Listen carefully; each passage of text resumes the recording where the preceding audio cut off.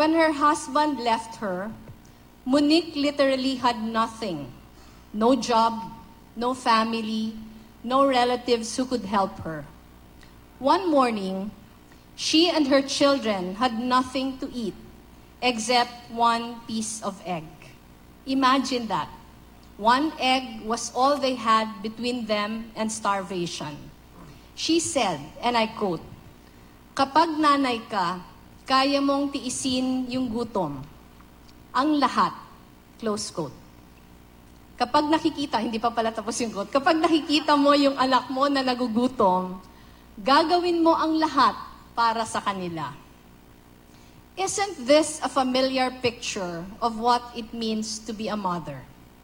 We mothers would do everything to nurture and protect our children at the cost of our comfort and even our own life. No circumstance would stop us from giving our children the best life possible. Monique was determined to do that. She tried one job after another and finally ventured into the egg production business and pastries. When it became successful, she began helping other single mothers, also grandmothers with no source of income, and women in dire straits.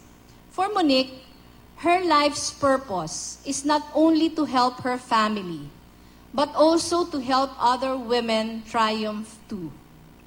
Monique is now one of the field coordinators of the Office of the Vice President's Workshop for Aspiring Women Entrepreneurs, or WAWE, which we have launched all over the country to inspire and help women.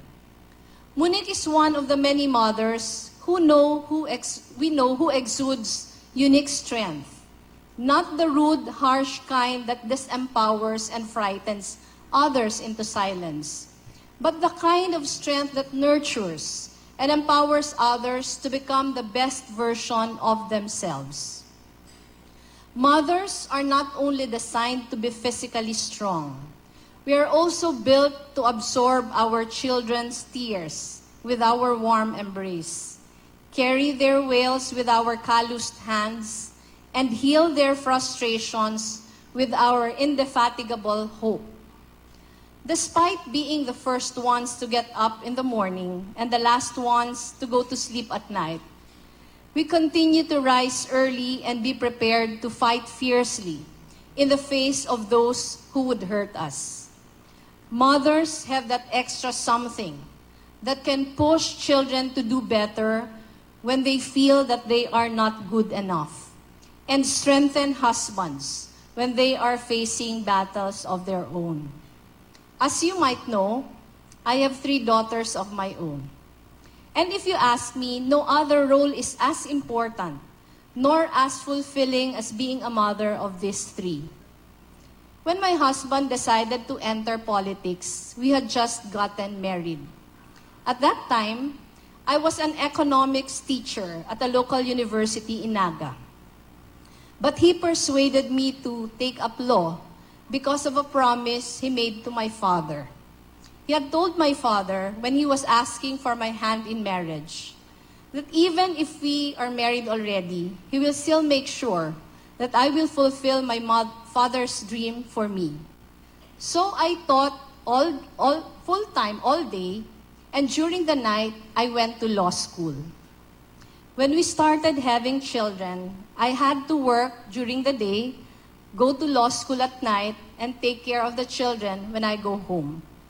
From the very start, I had been a very hands-on mom to my children. I made outlines and reviewers for their exams, color-coded all their textbooks and notes so that they knew which parts to highlight and memorize. My home is cataloged and labeled, and I had an Excel sheet for everything in the bodega, in the pantry, and in our closets. So I'd know where to find every single object in our house. I drove all my kids to school and to every piano, violin, and swimming lessons for many years.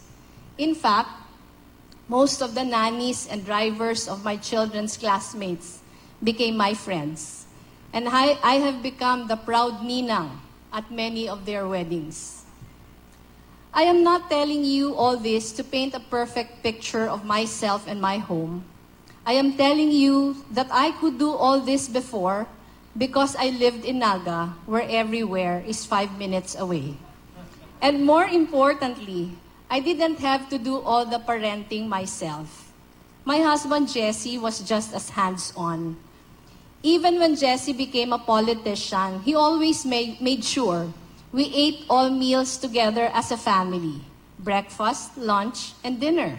And that was possible because we lived in Naga. We equally shared in the tutoring chores, and he would take over when I had to be away for work. In fact, when he became DILG secretary already, his staff would tell me that the first items on his to-do list were homework duties. And he would often be found doing Jillian's math problems on tissue paper while waiting for his next meeting. When I joined an NGO called Saligan, short for Sentro ng Alternatibong Linga Panligal, where the main thrust was to render legal assistance to marginalized sectors from the poorest communities in the Bicol region. We would trek long hours through muddy trails to reach the poorest communities to help our clients. The fisher folk, the farmers, the indigenous peoples, the urban poor, and the abused women. We would spend the night in makeshift huts in the middle of the rice paddies when my work took more than a day. Once, I slept several nights in a boat while I was 5 months pregnant with my youngest daughter because there was nowhere else for me to stay. That kind of work was demanding and time-consuming. But I was able to do that because my husband made sure that he was there with our children every time I needed to be away, and he never made me feel that I had to choose between my family or my work. When my husband passed away so suddenly, I had to take on the role of both mother and father to my daughters while having a full-time job. All this while running for Congress and eventually for the position of Vice President. Life took a 180-degree turn. My children took on many of the roles I used to play. They helped run the household, do the groceries, pay the bills, and supported each other every step of the way. When I told my youngest daughter, Jillian, that I could not afford to send her to study abroad, she found a way to get there by applying for several scholarships. Now, she works as a lab assistant in her school, 15 hours a week to help support herself. Tricia, the middle child, is a medical intern and on her last year to becoming a doctor. Among the three, she was the most affected by her papa's death. It constantly amazes me how she deals with stress and responsibility. She does all the tasks required of her and more if necessary, rejecting any sense of entitlement. Aika has returned from her graduate studies in Harvard and has chosen to do development work. As I speak, she is in Marawi, helping in the rehabilitation efforts, and has pledged not to join government as long as I'm Vice President. All three of them pull their own weight, seek to succeed on their own merits, and understand the value of sacrifice and living simply. We live in a very small condominium unit here in Metro Manila, and the four of us still sleep in the same room to this day, except of course when Jillian is away in school. In a way, we became even closer when I entered this harsh world of politics.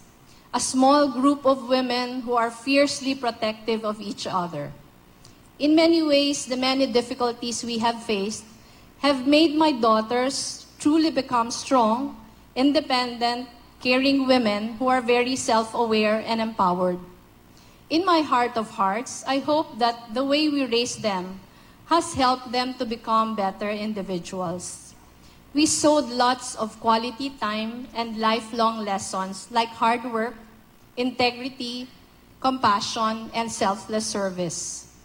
My husband and I made sure that we conducted our lives in a manner that would inspire them to live out these values. Somehow, we felt that who we are and the way we live our lives are so much more powerful than anything we could say. When I look at them now, I am grateful that they have become the persons I dreamed they would be. Hardworking, decent, kind, compassionate, grounded, bearing no trace of entitlement. Now that they are older, they make fun of how much a tiger mom I was when they were much younger.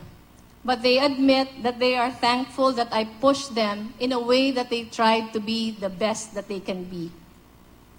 I was just 23 when I first became a mother, and I did not know anything about raising children.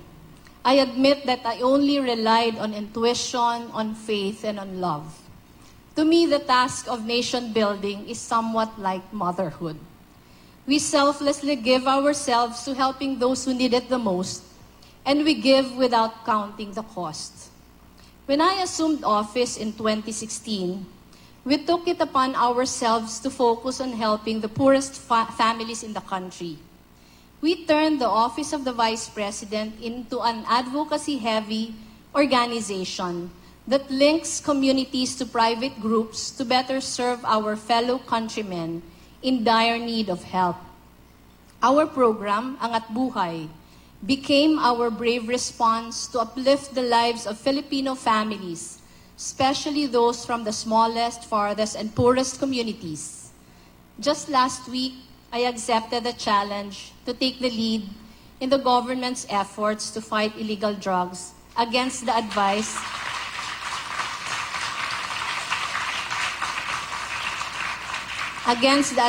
of everyone, including my children. Perhaps it was my instinct as a mother that I accepted this responsibility and that I needed to do this sacrifice for the greater good. Within days of my acceptance of the designation by the President, statements and fake news pushed by trolls on social media already started coming out, insinuating that I lacked courage and resolve because I was only a mother and a woman. We may have been called to play many roles in our lives, but beyond doubt, and I know that you will agree with me, that the role that requires the most courage, the most resolve, the most strength is being a mother.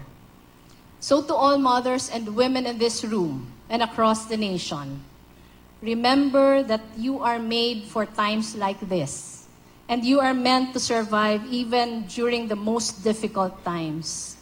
To lead with great heart is inherent within every mother and every woman, that every trial, every difficulty can be turned into an opportunity to lead with both strength and empathy.